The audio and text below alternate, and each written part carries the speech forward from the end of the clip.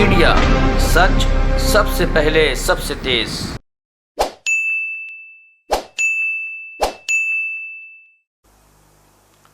नमस्कार साथियों, महंगाई से मुंह मत मोड़ो और कम नहीं कर सकते तो कुर्सी छोड़ो। आज आम जनता से हम आजाद भारत की सबसे संवेदनहीन और सितमगर सरकार के सरोकार पर बात करने आए हैं। कहते हैं कि जब सत्ता में लूट के किरदार बैठ जाएं तो जनता की आमदनी कम और दिन महंगे हो जाते हैं। आज देश में मोदी सरकार सिर्फ सत्ता की भूख मिटा रही है और 140 करोड़ देशवासियों की आमदनी लूटती जा रही है। वादा था मिनिमम गवर्नमेंट मैक्सिमम गवर्नेंस का, पर हुआ उसके विपरीत, मैक्सिमम गवर्नमेंट जीरो गवर्नेंस। आज देश में भराने का तेल यानी पेट्रोल 100 रुपया पार, खाने का तेल 200 रुपया पार और खाना पकाने का तेल यानी रसोई गैस 850 रुपया पार। ऐसी रही बेशरम और महंगी मोदी सरकार। केंद्रीय भाजपा सरकार ने प्रजातंत्र की परिभाषा ही बदल दी है। जनता को महंगाई की आग में झोंककर अंतिम पंक्ति में खड़े व्यक्ति की आमदनी को मोदी सरकार नोच रही है और बस अपने धन्ना सेठ दोस्तों की सोच रही है। अब तो डायन महंगाई भी भाजपाइयों को अप्सरा सी नजर आने लगी है। पेट्रोल डीजल की लूट के कुछ तथ्य देखें। पहला, आज दिल्ली सहित देश के लगभग 200 शहरों में पेट्रोल 100 को पार हो गया और डीजल 90 रुपया प्रति लीटर को छू गया। 1 जनवरी 2021 से 7 जुलाई 2021 तक ही मोदी सरकार ने पेट्रोल डीजल की कीमतें 69 बार बढ़ाई हैं। दूसरा, अप्रैल 2014 से जून 2021 तक पेट्रोल डीजल की एक्साइज ड्यूटी बढ़ाकर पेट्रोल डीजल की लूट से मोदी सरकार ने, चौंकिए मत, 25 लाख करोड़ रुपया अपनी जेब में, अपने खजाने में डाल लिया है। तीसरा, मोदी सरकार ने 7 सालों में पेट्रोल पर एक्साइज ड्यूटी 258% और डीजल पर एक्साइज ड्यूटी 820% बढ़ा दी है। मई 2014 में जब मोदी जी ने सत्ता संभाली तो पेट्रोल पर एक्साइज ड्यूटी थी 9 रुपया 20 पैसे प्रति लीटर, जो आज बढ़कर हो गई है 23 रुपया 78 पैसे प्रति लीटर। मई 2014 में डीजल पर एक्साइज ड्यूटी थी 3 रुपया 46 पैसे प्रति लीटर, जो अब बढ़कर हो गई है 28 रुपया 37 पैसे प्रति लीटर। साल 2014-15 में जब मोदी जी ने सत्ता संभाली तो एक्साइज ड्यूटी की कलेक्शन सालाना थी 99,068 करोड़ और जो साल अब खत्म हुआ है 2020-21, उसमें पेट्रोल डीजल की एक्साइज ड्यूटी से लूट की कलेक्शन है 4,51,000 करोड़ रुपया। यह अंतर है साथियों। चौथा, अकेले कोरोना काल में ही, कोरोना की महामारी में जब लोग ऑक्सीजन के बगैर सांसें सिसक सिसक कर टूट रही थी, जब परिवारजन मर रहे थे, जब लोग मारे मारे अस्पताल के बेड के लिए फिर रहे थे, तो मोदी जी पेट्रोल और डीजल की एक्साइज ड्यूटी बढ़ा रहे थे। अकेले कोरोना काल में मोदी जी ने 13 रुपया प्रति लीटर पेट्रोल पर और 16 रुपया प्रति लीटर डीजल पर एक्साइज ड्यूटी बढ़ा दी। पिछले 2 महीने की अगर मैं बात करूं तो पिछले 2 महीने में पेट्रोल की कीमत 9 रुपया 81 पैसे प्रति लीटर बढ़ा दी और डीजल की कीमत 8 रुपया 80 पैसे प्रति लीटर बढ़ा दी। साथियों, एक बड़ी रुचिकर चीज आज मैं लेकर आया हूं। कांग्रेस यूपीए सरकार के मुकाबले मोदी सरकार के 7 साल में अंतर्राष्ट्रीय कच्चे तेल के दाम साल दर साल घटते गए और पेट्रोल और डीजल के दाम बढ़ते गए। ये एक चार्ट है जो मैं आपको रिलीज कर रहा हूं 2010-11 से 2020-21 का।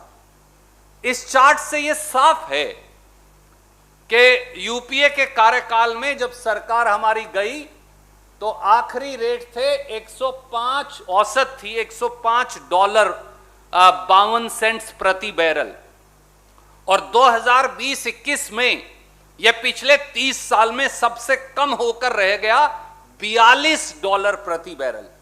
आज 74-75 है, पर औसत साल की मैंने लगाई है तो वो $42 प्रति बैरल है। तो कच्चे तेल के दाम घटते गए और मोदी जी के पेट्रोल और डीजल के दाम बढ़ते गए। मोदी सरकार के चाल चेहरे और चरित्र को एक ही वाक्य में परिभाषित किया जा सकता है, बेरोजगारी और महंगाई से बैर नहीं, प्रगति और तरक्की की खैर नहीं। और इसीलिए आज जब दिल्ली में 100 रुपया लीटर का आंकड़ा पहली बार आजादी के बाद पेट्रोल पार कर गया और डीजल देश में 73 साल में सबसे अधिक ऊंचाई पर 90 रुपया लीटर पहुंच गया, तो हम मोदी सरकार को यही कहेंगे कि कीमतें कम करो या कुर्सी खाली करो। कोई प्रश्न आप पूछना चाहें तो स्वागत है।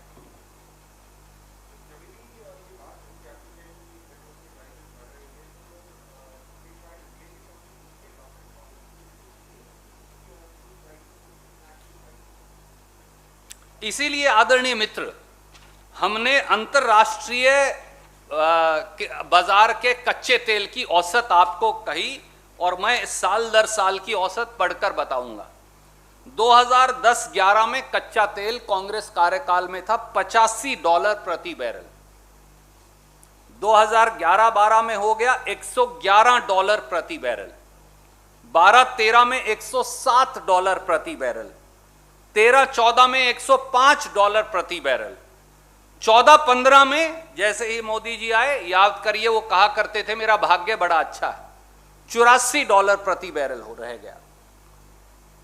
उसके बाद 15-16 में $46 प्रति बैरल, 16-17 में $47 प्रति बैरल, 17-18 में $56 प्रति बैरल, 18-19 में $69 प्रति बैरल, 19-20 में $60 प्रति बैरल और 20-21 में $44 प्रति बैरल, जो सबसे कम है पिछले 20 से 25 साल में। तो कच्चा तेल कम होता गया और कीमतें बढ़ती गई। इसीलिए भारतीय राष्ट्रीय कांग्रेस ने आह्वान दिया था श्रीमती सोनिया गांधी जी के नेतृत्व में, और 7 जुलाई यानी आज से 17 जुलाई तक वो साइकिल मार्च हो, वो धरने प्रदर्शन हो, अलग अलग किस्म के आंदोलन, हमारे अग्रिम संगठन और प्रदेश कांग्रेस की इकाई हर ब्लॉक हर जिले में इस तेल की मार और महंगाई की मार के खिलाफ कर रहे हैं। हमारा नारा केवल यह है मोदी जी से, कीमतें कम करो या कुर्सी खाली करो।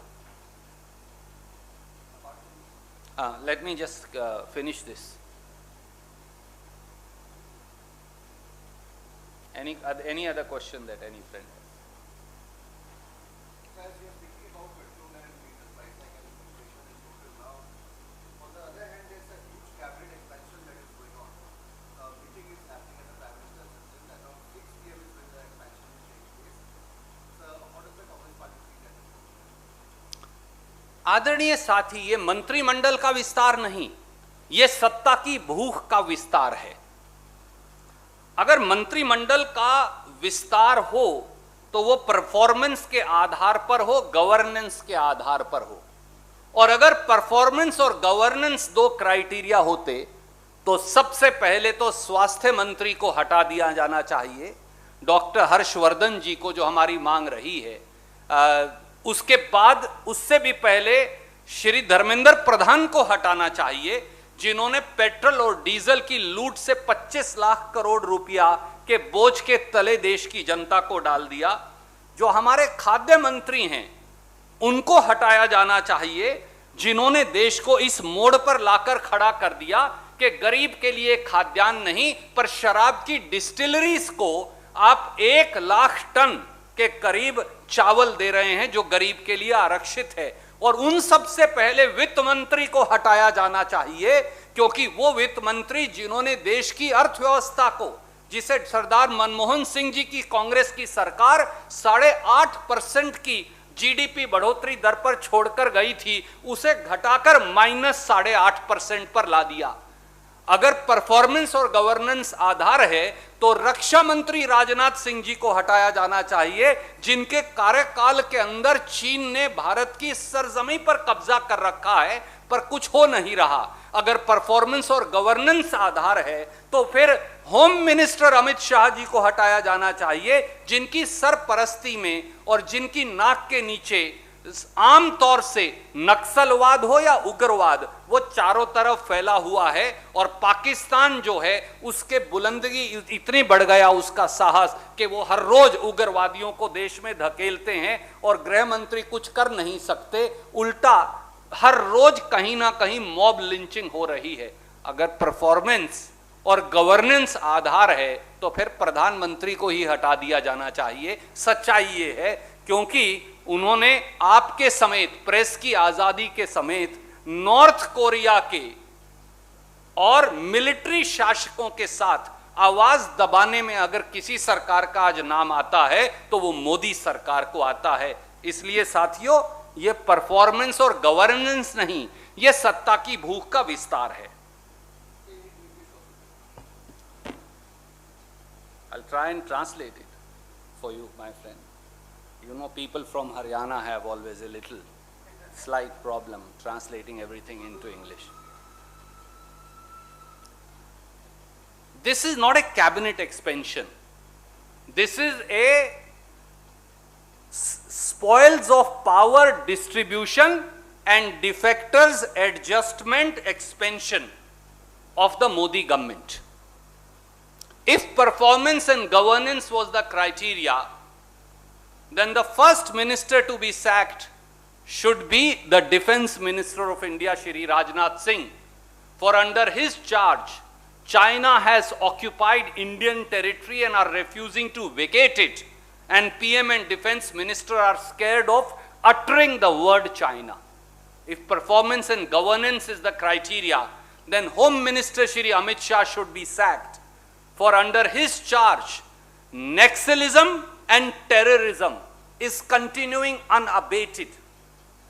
Only repression of human rights has become the norm, and custodial deaths of activists has become the practice. Mob lynching is the new mantra of this government under his charge. If performance and governance is the criteria, then the Finance Minister, Mrs. Nirmala Sitharaman, should be sacked. Dr. Manmohan Singh and Congress left the government when GDP was growing at almost 8%, and it is now -8%. Unemployment, inflation, and deficit are galore, and Finance Minister has no comprehension of the word finance. If performance was a criteria in governance, then the Health Minister, the Food and Civil Supplies Minister, as also other ministers should be sacked. For the ration meant for the poor is now being given to the distilleries in the name of producing ethanol, so that that can be now mixed with petrol and diesel. If performance and governance was the criteria, then the first person to be sacked should be the Prime Minister of India, Shri Narendra Modi, for he has brought the government, the entire country, to a standstill. Progress and peace and harmony has been thrown in the dustbin of history, and the present Prime Minister would be remembered as an autocrat who decimated India's economy, who ensured India was pushed into an abyss of unemployment, and who ensured that India's strength as the superpower of the 21st century was grossly undermined. So this is a cabinet expansion for spoils of power and defectors adjustment program. Thank you.